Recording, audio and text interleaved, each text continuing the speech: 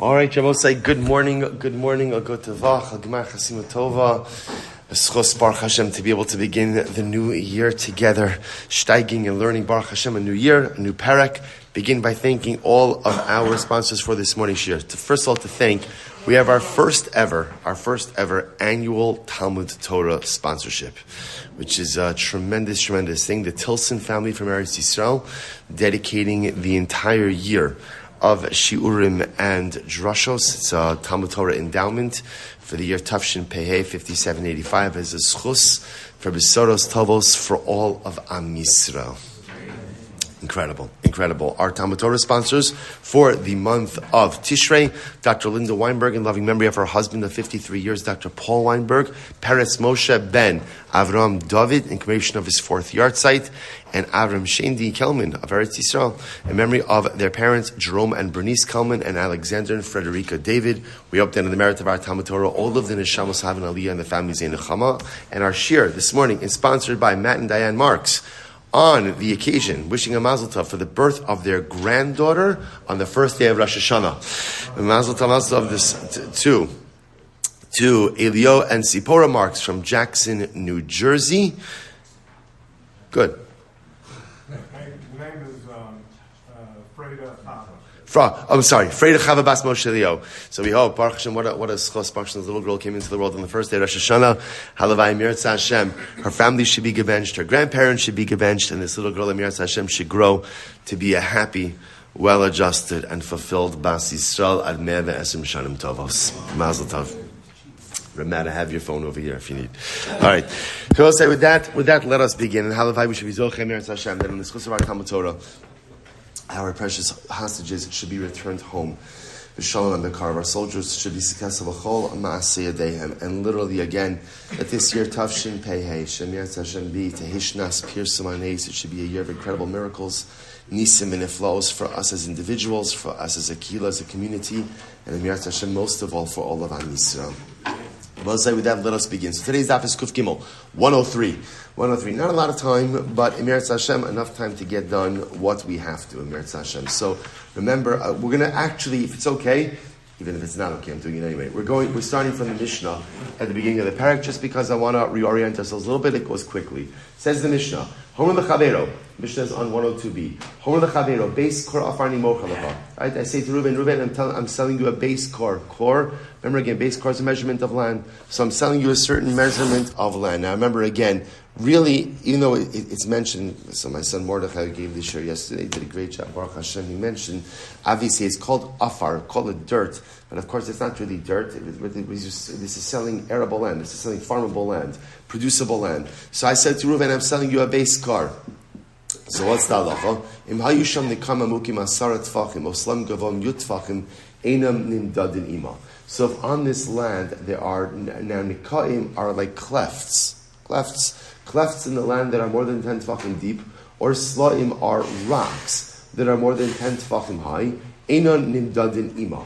They're not included in the land. In other words, it's supposed to say, so this is very important. So what the Mishnah is telling me is like this. If I agree to sell Reuven a certain tract of land, a base core, so it has to understand that what Reuven is purchasing is a base core of farming land. That's what he's purchasing.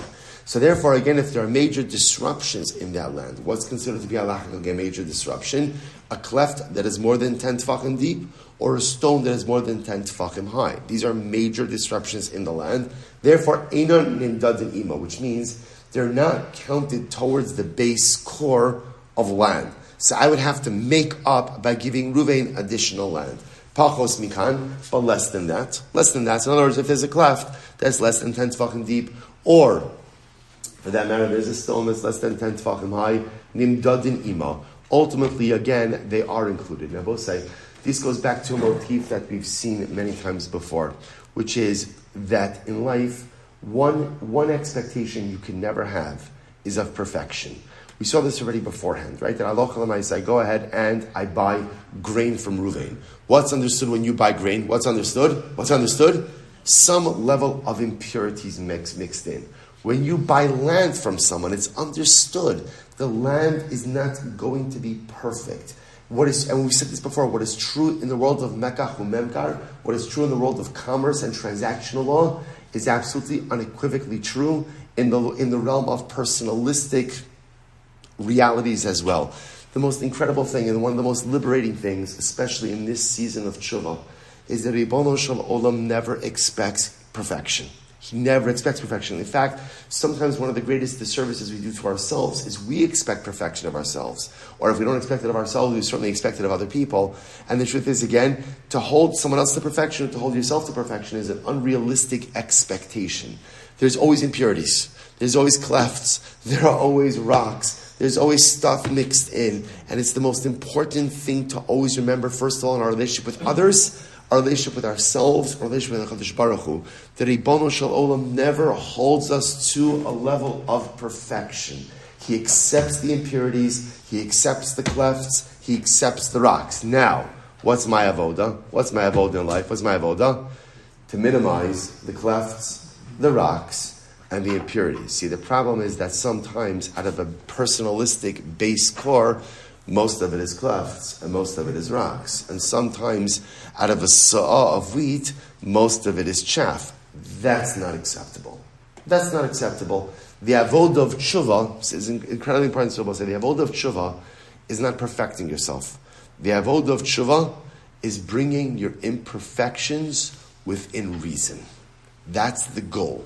That's the goal. Lower the clefts, lower the rocks, lower the ratio of impurity to wheat. As long as I bring my imperfections within reason, that is a tremendous accomplishment.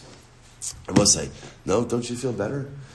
Oh, no, I'm breathing so much easier now, right? In other words, we create, sometimes there's such anxiety around tshuva because we have this unreasonable expectation of ourselves. Oh, the Kadosh Baruch Hu says this, I love you, you're doing great.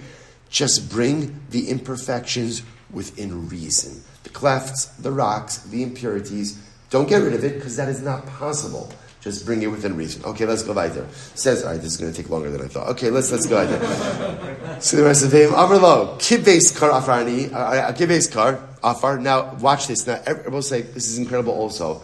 Everything is how you say it. So in case number one in the Mishnah, I'm saying to Ruvain, I'm telling you a base car. So base car says that Ruvain has to get a base car of land. And therefore, again, if there are rocks or clefts more than 10 tefachim, more than 10 tefachim deep, those are not included.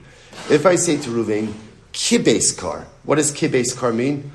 Approximately a base car. Then what's the halacha? Afilu hayisham dekam amukim yoser me'asar tefachim, or some gevami yoser me'asar tefachim, hare'elu nimdadin ima. In that case, then even the clefts and even the rocks are included in it. I will say, such a yesod in life. One Mishnah already, two life yisodos. So in life is so often it is not about what you say, or I should say differently, it's not only what you say, but it's also how you say it. How you say it makes all the difference. And I will say this is such, but I just want to tell you, this is like a tremendous yesod in shalom bias also. Right? So sometimes again, a wife will ask her husband the question.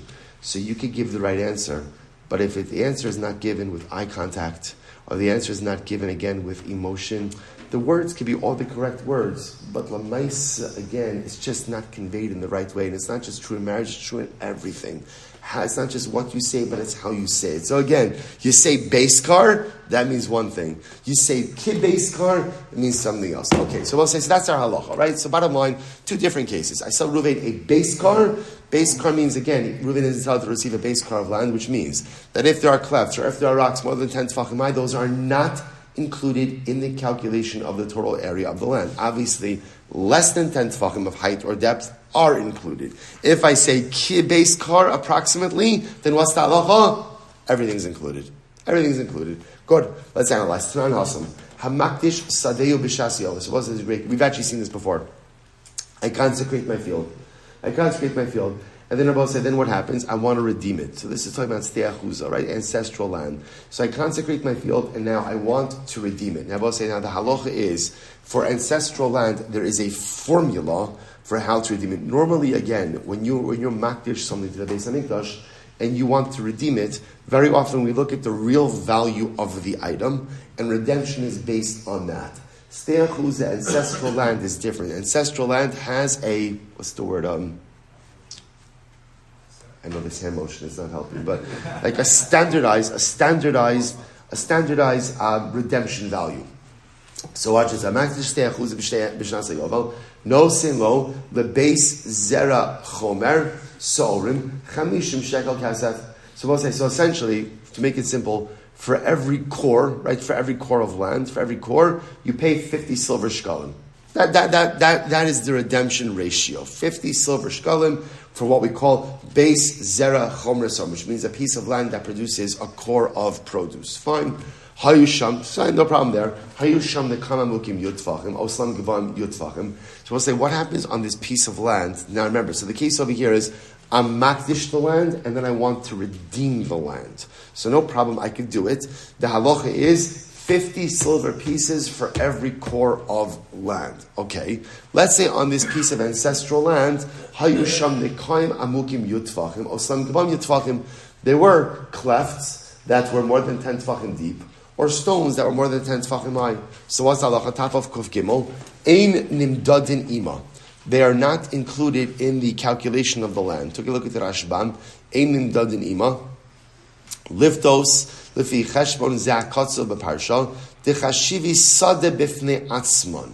Ultimately, again, these clefts that are more than 10 tefachim deep, or the stones that are more than 10 tefachim high, are not included in the calculation. They're not included in the calculation. Now the Rashbam says over here, because they are considered to be a sadav ifnei atzman. They're considered to be their own field. I'm just finishing the Rashbam. Fine. So we'll say, so now, essentially, without getting into the details yet, so again, I'm makdish a field, I now want to redeem it from the Beis HaMikdash. So there's a formula. It's 50 silver shkalim for every base core of land, fine. But if that land happens to have clefts that are more than 10 tefachim deep, or stones that are more than 10 tefachim high, they are not counted as part of the land. So the Gemara says, but 1 second. V'amai lekatshu be'ampei nafshayu. But why shouldn't they just be consecrated on their own? In other words, I understand that if the clefts and the stones are more than 10 tefachim deep or high, they're not included as part of the field. So fine, so why don't we look at it that when I was makdish the field, essentially, I was makdish 2 fields. The regular field, I will call it the clefts/stones field. And let them be hektish on their own, and then again, I should be able to redeem them with the same sinnet, with the same calculation. 50 silver pieces. Avraham, they know that slichos is going to be in the, okay. You put signs, thank you. So Gemara says, Gabai's job is never done. Poor guy, can't daven, can't sit and learn, nothing. All right, so the Gemara says as follows. The Gemara says, so I don't understand, even though they're not included as part of the land, halacha l'maisa, why not go ahead and allow them to be consecrated on their own? So the Gemara says, V'chitema kevan dalahavi beis kar lo kachi. Well, maybe we're talking about a situation where they're not a base car. Maybe they're not a base car. So maybe because they're not a base car, ultimately, again, halacha l'maisa, because they're not a base car, therefore they're not hektish. In other words, maybe the ability to be makdish something is only something that is a base car, and maybe these stones or these clefts don't have the requisite shear. But 1 second. So we'll say, so now the Gemara is making the assumption that perhaps in order to be makdish a field, it has to have a certain shear. So maybe the issue with these clefts and with these stones is that they don't have the requisite shear to become hektish. To which the Gemara says, no. Vatanya, we learned sada. The pasuk says sada. Mat tamalomar. Why does it say sada? Lefish ne'emar zera chomer seorim bechamishim shekel kasef. Because since the pasuk says that you redeem a base car for 50 silver pieces, so the Gemara says only ella shehegdish be'inyan hazeh. So I only know that Allah Chalamaysa, that hektish devolves upon a piece of land if it's a certain size. Minayim v'rabos lesech v'chatzi lesech sa'a tarkov v'chatzi tarkov. How do I know that in reality one could be makdish even a field that is much smaller? Talmud lomar soda mikol makom.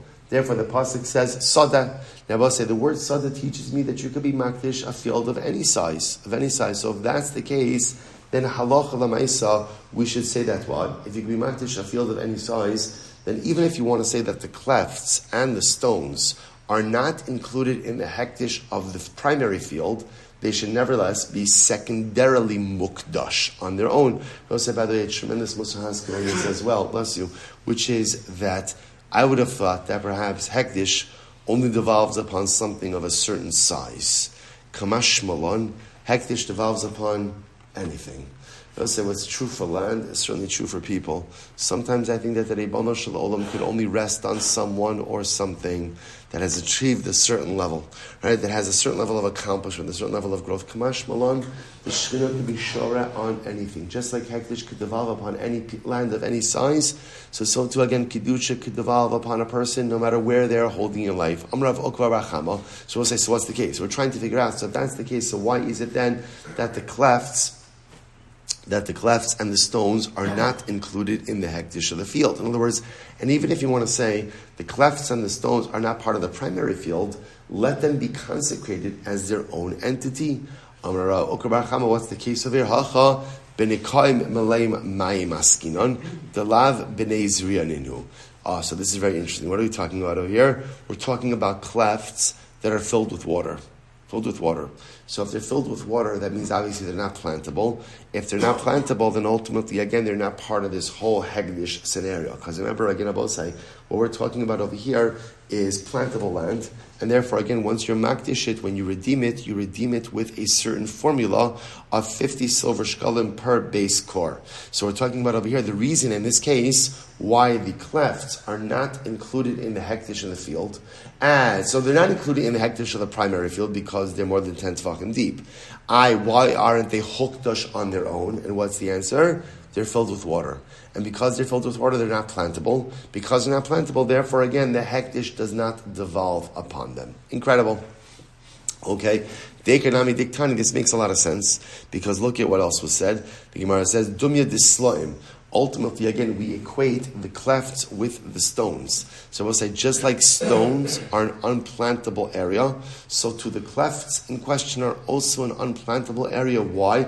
Not that clefts themselves are inherently unplantable. You could plant clefts. So what's the issue over here? The issue over here is it's filled with water. So the Gemara says, Shmamina, ihachi afilu pachos mikan. If that's the case, that they're filled with water, so I understand even less than that amount. Right, look at the Rashbam for just a moment. The Rashbam in the last two of the shortest of the intermediate lines. Ihachi kevan the time mishum de ina bnei Israel afilu pachos mikan nami lo yuhunim dadanima. If that's the case, that if the cleft is filled with water and therefore not plantable, even if it's less than 10 tefachim, it should not be counted. It should not be included with the field that was made hagdish. To which the Gemara says no. To which the Gemara says so hano nagoi da'ara mikri. So we'll say no, because a cleft that is less than 10 tefachim is just considered to be, so to speak, a crack in the land. In other words, it is bottle to the land itself. Shidri da'ara mikra. Similarly, again, a rock that is less than 10 tefachim high is considered to be the spine of the land. In other words, they'll say there's no tract of land that's fully flat. So again, it's understood there's going to be some cracks, there's going to be some bumps. So less than 10 tefachim is considered just to be a crack in the land. More than 10 tefachim is considered to be a spine of the land. So the Gemara says, Hachamai, what about in our case? So both say, now coming back. So both say, so just interestingly enough, just to kind of frame the hektish case. So first of all, if you're makdish land, we know that there is a formula for redemption. Your makdish ancestral land, the formula for redemption is 50 silver pieces per base core. What happens if there are clefts? Or what happens if, halach lamaisa again, if there are clefts, or if there are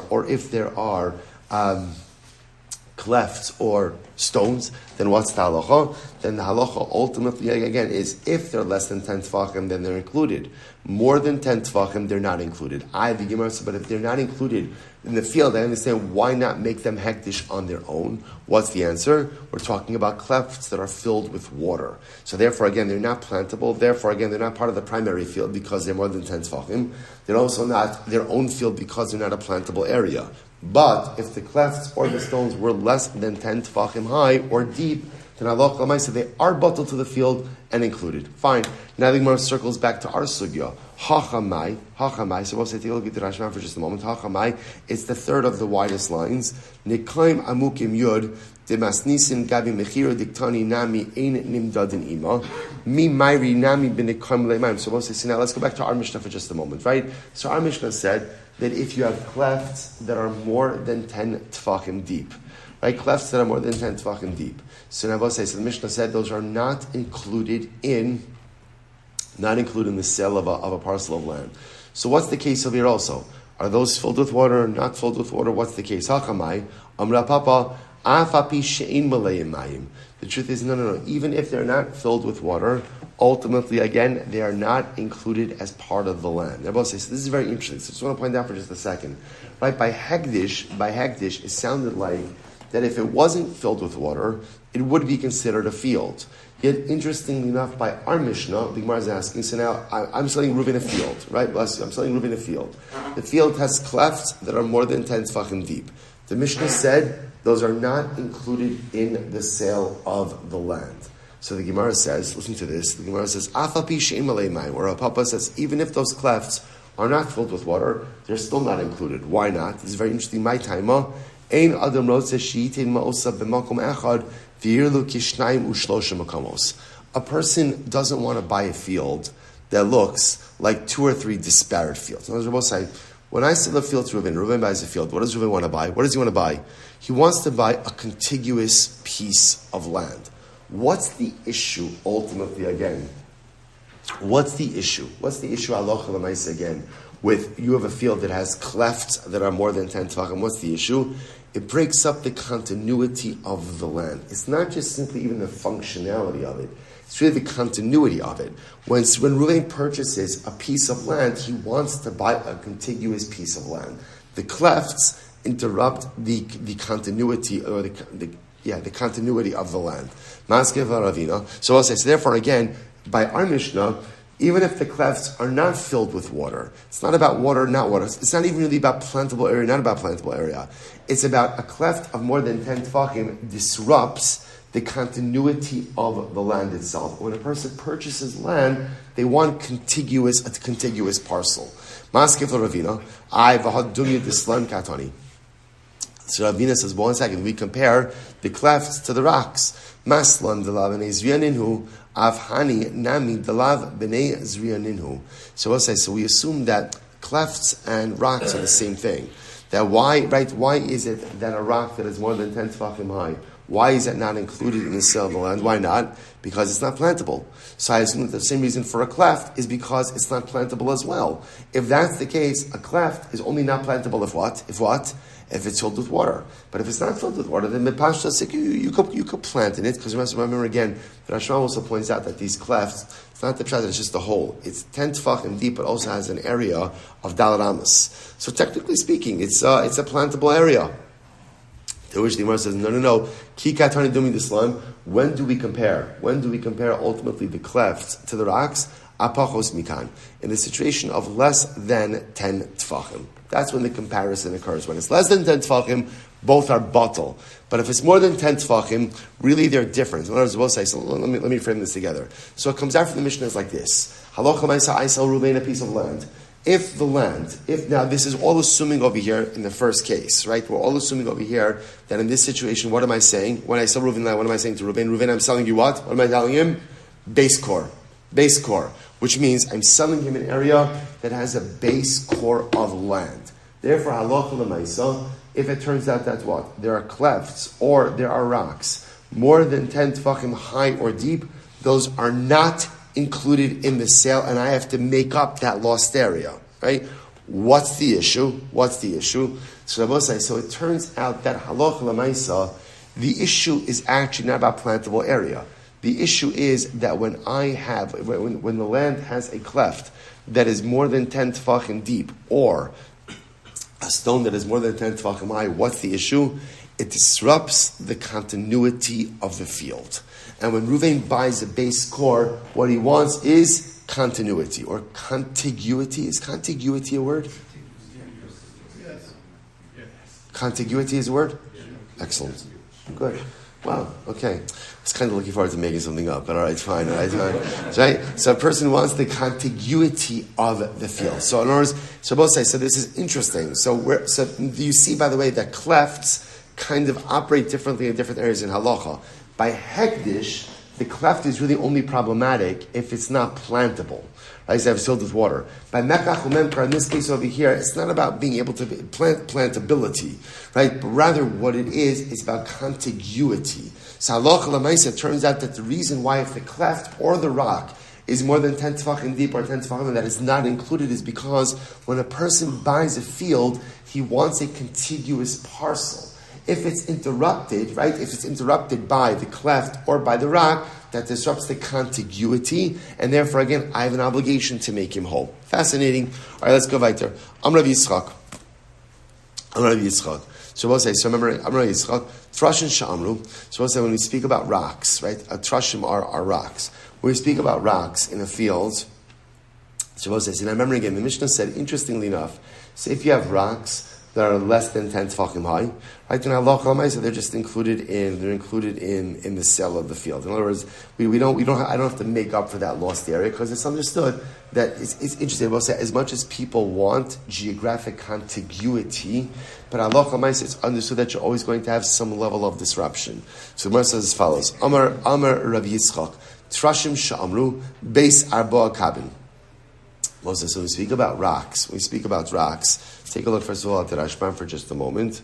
Trashim Sha'amru B'masnisin Pachos Mikan Nildadin Ima. So when we speak about the idea that if you have rocks less than 10 tefachim, that they are included ultimately again, that rocks less than 10 tefachim are included in the sale of the land. The Rashbam points out, he says, Shabbos says,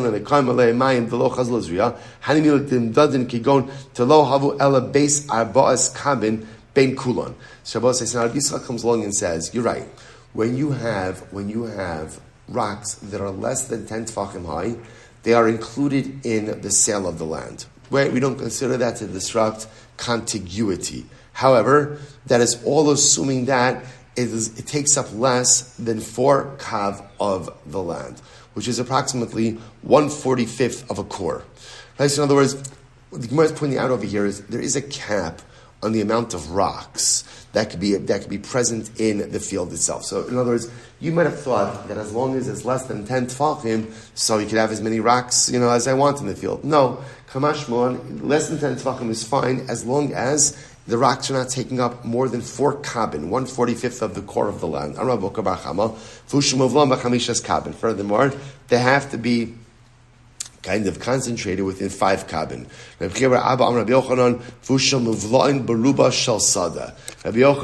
Yochanan says they have to be absorbed, or really what it means is they have to be dispersed over the majority of the field. In other words, that if the rocks are concentrated too much in one area, that could potentially invalidate the sale. What happens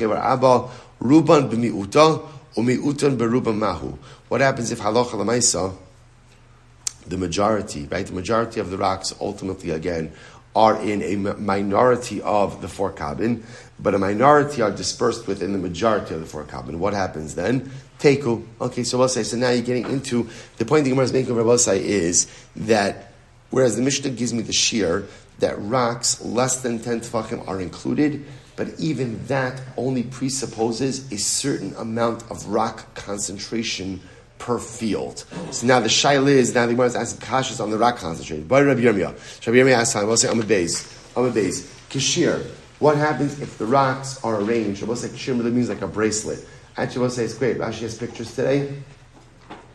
Rashi realized after a 3-day yontiv, Rashi's giving us a little bit of a break. He gives us some pictures, right? So what happens if the rocks are arranged like around the perimeter of a field like a bracelet? Or kishura. What happens if the rocks are arranged in a straight line? Now, we'll say now the chap of these rock formations is that it could create some difficulties when it comes to plowing. So like if it's like a circular thing around the ring of the field, or it's a line down some part of the field. The Gemara says, it's tadinon mahu. So if you look at it's tadinon, that's the picture of Rashi. See, it literally means like the horns of a cow.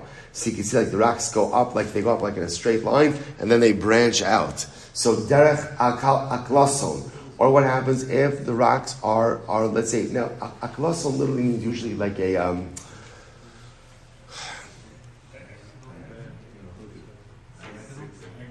here it's a zigzag. So usually, aklason, what do you call that? Diagonal, thank you, a diagonal. Right? Normally aklason means a diagonal. In this case, it happens to be over here like a zigzag. Mahu. So I'll say, so again, in all of these cases, so the point that the Gemara is making is, you have cases where the rocks may be less than 10 tefachim, and also the shear of the rocks. In other words, it's not too many rocks within the field, but they're arranged in these ways that clearly compromise the usability or the plowability of the field. So, what's the halacha in all of these cases? It says, teku. Okay. Tana. Right? Ultimately, this is very interesting. What happens if you had one rock, but afilu kol shu einim danima. Now the chap of this rock over here. Now we're transitioning to a little bit of a different topic. What happens if there's a rock, but the rock is situated by the edge of the field, right, by the border of the field? So now watch this. The Gemara says, even if there's one rock, afilu kol shu, even if it's a very small rock, ein nimdad ima. If the rock is situated by the border of the field, it is not counted towards the area of the field. Take a look at the Rashbam for just a moment. The Rashbam is right by this zigzag picture. By the Aklossim. Amasnisin kaima, tanim haya sali yichid, amasnisin kaima, braisa diktoni, pachos mikanim dadinima. So now watch this halacha. This is fascinating. So remember again, what's the halacha with rocks? When are rocks included in the field? When? Less than 10 tefachim high. Now also it's less than 10 tefachim high, and also assuming that there's not too great of a rock concentration and it's dispersed. Right? But watch this. Now the Gemara introduces something else. If the rock, look back to the Ashram. Diktani pachos mikanim dadinima. V'katani Allah, shem haya sali yechidi chutz min hasada, samuch l'sada, ubalo hamoch lahaschel limdon misham, afilu ihavu ahusela kolshu, tavinamach yu tefachim harbe, v'chatzem me'arba tefachim, afilu hachi ein nimdadin ima, telo batel gabe hasada, elahecha techimuv lo besoch hasada. Aval kishu chutz min hasada lo batel gabe hasada. Let's listen to this. Let's say this. I'm selling Ruvain a field, and the field has a rock right by its border, right by the border of the field. And the rock is less than 10 tefachim high, less than 4 tefachim, right? It's small. Because it's by the border, what the Gemara says is, you don't start counting the field from that rock, rather you start counting the field from where? After the rock. So what we're saying over here is like this. In general, there's an acceptance that when the rock is less than 10 tefachim high and is dispersed, it's within the field that we're going to count it towards the field. But if the rock is pretty much by the edge of the field, by the border, we're not going to start counting from the rock. We're start counting from after the rock. So again, same idea.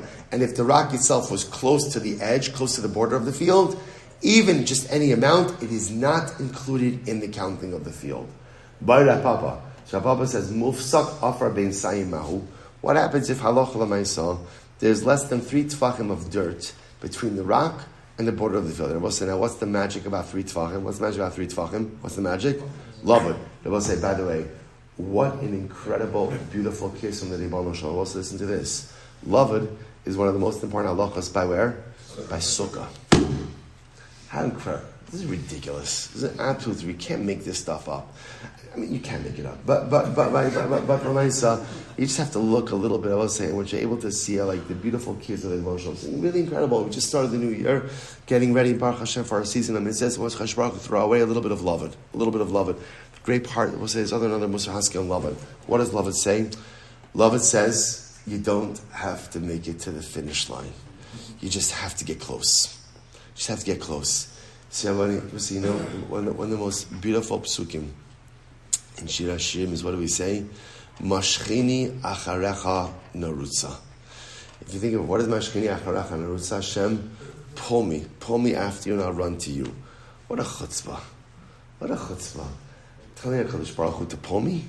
How could I ask something like that? Mashchini acharecha narutza.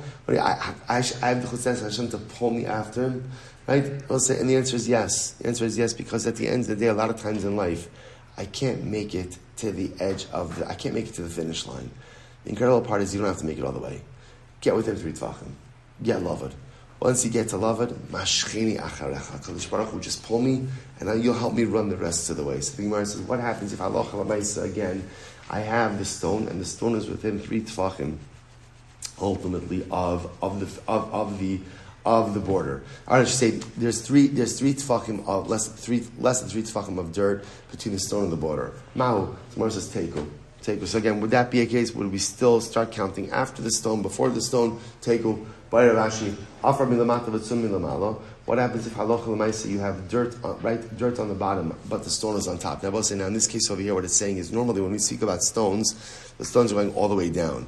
In these cases over here, the stones are not going all the way down. The stones are situated on top. The stone is situated on top, and there's earth on the bottom. Or for that matter, or if there's earth on top, stone from the bottom. How does that register in this whole conversation? To which the Gemara says, Teiku. Okay, Gemara, these are answers. So we'll say, what are the takeaways? Takeaways are like this. Number one, halacha l'maisa. Again, if you sell someone a base core of land, so what's included, what's not included in that land? Any clefts or any stones that are more than 10 tefachim high. Less than 10 tefachim high, it's included. But again, the Gemara says, however, that is only if there's a certain ratio of stones for the field. Too many stones, that is obviously going to be problematic. What happens if the stone formation is in one of these strange ways, which prevents proper plowing? That's a teiku. When it comes to hagdish, halacha l'maisa, again, more than 10 clefts and stones and more than 10 tefachim are not included in the redemption of the field, assuming that the cleft is filled with water. If it's not filled with water, then it could be hukdash ultimately on its own. Halacha l'maisa, again, but this is all presupposing that you're selling a base core. If you're selling less than a base car, or I should say, if you're selling ki-base car, like a base car, then what's the halacha? Everything is included. Beautiful. Mishnah, base car afani mochalacha, mida b'chava. So what's going to listen to this? Similar case. I said, Ruvain, I'm selling you a base car, a field of a base car, and we're going to measure it. We're going to measure it to the measuring rope. Then we'll say, what's the halacha? Piches kol shehu, yinaka, hoser kol shehu yachzir. So we'll say, so if it turns out that if I sold more, then Reuven has to return with the excess. And if I undersold, then I have to give him back whatever's missing. We'll say, so same idea. In this case, what I'm saying is, the ikr to focus on over here is I'm selling you a base car, and we're going to measure it with a rope. When you make that, that was a measuring rope. When you make that kind of statement, what I'm saying is, I'm selling you an exact amount. Therefore, if I end up giving Reuven more than a base car, he's got to give it back to me. If I give less than a base car, I have to make up the difference. Hoser kosher yakser, good. Vim amar hein chaser hein yaser. So now listen to this. Let's say I sell Reuven a base car, and I say, Reuven, I'm selling you a base car pretty much, a little more, a little less. In other words, I'm selling you approximately a base car. Then Abba said, then what's the halacha? That's the lashon. I say, Reuven, I'm selling you a base car. Hein chaser, hein yaser. A little bit more, a little bit less, or a little bit less, a little bit more. Then what's the halacha? Afilu piches rova l'sa'ah, o hoser rova l'sa'ah higiu. Then Abba say, in that case, halacha l'maisa, even if I sold them a little bit less, literally one quarter kav per sa'ah. Right? Even if I sold them less, we'll get into this measurement, 1/4 kav per sa'ah, or I added on a little bit more, 1/4 kav per sa'ah, then what's the halacha? So the Gemara says, higiu. Then that works. Yoser mikan. Now what the Mishnah is introducing to us is the following. Even when you sell, in approximation, right? Yaser, or chaser, a little more, a little less, even that has its cutoff. So again, say if I end up selling him a little bit more, I sell him an extra 1/4 kav per sa'ah, or a little less, 1/4 kav per sa'ah, the transaction stands. More than that, right? Yoser mikan, yaseh cheshbon. So more than that, ultimately, again, then we have to resettle. Then we have to settle up. So listen, so now watch the following case. Let's say, for example, now I'm selling Reuven a base car of land. And now again, the way I'm selling it is, Reuven, I'm selling you a base car, approximately a base car. So what's the halacha? Let's say I ended up giving him more than 1/4 kav per saw. So now this already has triggered a return policy. So now I gave Reuven more than he's entitled to. Now Reuven has to give me back the excess land that I sold him. So I will say, this is very interesting. Ma machzir. Now when Reuven has to return the extra to me, what does Reuven give back to me? So the Gemara says, Mishnah says, Mos. Watch this. This is fascinating. So now, Reuven gives me back money and not land. Now, what's the chap of this, I will say? Now, let's say I ended up selling Reuven a little extra land. Now, I will say, as the seller, I don't want back the extra land. Why not? It's useless to me. What am I going to do with it? So what I want is money. So what we're going to see, by the way, is interestingly enough, the Mishnah essentially highlights that the halacha gives the seller the advantage. So if it turns out that as the seller, I oversold to Ruvain, so now Ruvain owes me back, but he owes me land, I can say, no, I don't want land. I don't want land. I want money. Because that little shtick land is not going to do any good for me. I want money. So Yosemite, so Mos, Machzir lo karka. Now, if I want, I could demand land also. In other words, whatever I want as the seller is what I get back. So if I want money, I get money. I want land, I want land. So we'll say, so why is it that Chazal said that ultimately I, the seller, get land? Why do I get land? Why do I get money? To give me the advantage. So in other words, now we'll see, by the way, why halacha gives the seller the advantage in this case. We'll have to see that. But the Gemara says, halacha l'maisa, the seller gets the advantage. Shimshir besada beis tishakabin, ubegina beis chatzikav, ukediv Rabbi Akiva beis rova, machzor sakarka. So I'll say, so again, because we'll see, for example, in situations where let's say I oversold, and let's say I'm owed a significant piece of land, in those cases I'd want to take the land. The Mishnah, again, we'll see in the Gemara what the Mishnah is talking about over here. But for example, again, in a sadeh, if let's say, again, halacha l'maisa, I'm owed tishakabin, or in a garden, I'm owed a chatzikav, or according to Rabbi Akiva, ultimately again, a rovakav, base rova. So in these cases, as the seller, I'd want back land. Why would I want back land? Why? Because these are significant parcels. So when the land is significant, and I, as the seller, want the land, the Mishnah ends off by saying, so both say, the idea of the Mishnah over here is that as the seller, when I oversold and I'm entitled to get something back, I, as the seller, have the right to decide, do I want back land or do I want back money? Whatever is more advantageous to me is what I get to choose. The Gemara says, furthermore, so we're going to talk about this, Ravosai, that interestingly enough, we see that in cases of sales, there's always an understanding, we saw this before, I will say, that there's always an understanding that you may be overcharged or undercharged, or may give a little more, a little bit less. Now, normally, again, that there's a certain level of acceptance that goes on transactionally. What we're going to see is that halacha l'maisa, in a situation where, let's say, I oversold to the point where now I'm owed something, ultimately, again, all of the excess gets returned. You know, the good example of this, I will say, is like by ona, right? By ona, what's the halacha? Under a sixth, right? Under a sixth is forgiven. But interestingly enough, like once you get to over a sixth or even a sixth, then the whole amount is returned. So we're going to see that in these transactions, as much as there's a certain amount of transactional forgiveness, once you cross the threshold of transactional forgiveness, then ultimately the entire sum has to be returned. We'll see exactly how that works in the next sugya, but the ikar takeaway, both sides, so the two primary takeaways. Number one takeaway is, if I say to Reuben, I'm selling you a base car and we're going to measure it, then ultimately, again, it has to be a base car. There's no room for any less or any more. If I tell them approximately a base car, then there is room for a little less or a little bit more, but even that has a shear. The shear is a quarter of a kav per sa'ah. What happens if I ended up overselling Ruvain too much or underselling him too little? Then what's the halacha? The halacha is, as the seller, I am permitted, I am made whole. How am I made whole? I have a choice. I choose either money or land, whatever best suits my needs. I will say, shkoyach, we'll stop over here for today. Incredible start to the week.